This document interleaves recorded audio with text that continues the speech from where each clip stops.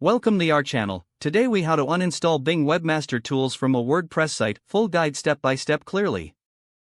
To uninstall Bing Webmaster Tools from your WordPress site, start by logging into your WordPress dashboard. Navigate to the Plugins section on the left-hand menu. Click on Installed Plugins to view your active plugins. Locate the Bing Webmaster Tools plugin in the list. Once you find it, click on the Deactivate link below the plugin name. After deactivating the plugin, the link will change to Delete. Click on Delete to remove the plugin from your WordPress site. A prompt will appear asking for confirmation to delete the plugin. Confirm the deletion to finalize the uninstallation process.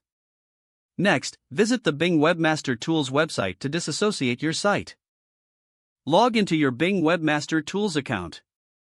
From the dashboard, select the property you want to remove. Click on the settings icon, typically located on the top right corner.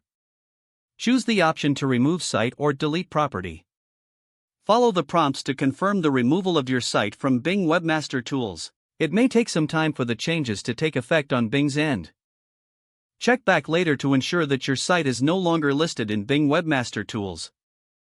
By following these steps, you will successfully uninstall Bing Webmaster Tools from your WordPress site. If you encounter any issues during this process, consider reaching out to Bing's support for assistance. That concludes the uninstallation process. If the page does not load, refresh the browser or try again in a private or incognito window. Make sure you are using the correct email address, then retype it carefully to avoid small typos. If your password is not accepted, use the reset option and create a new strong password you can remember. Check your spam folder for verification or security emails, then complete any requested confirmation steps. Enable two-factor authentication if available to improve account security and reduce unauthorized access risk.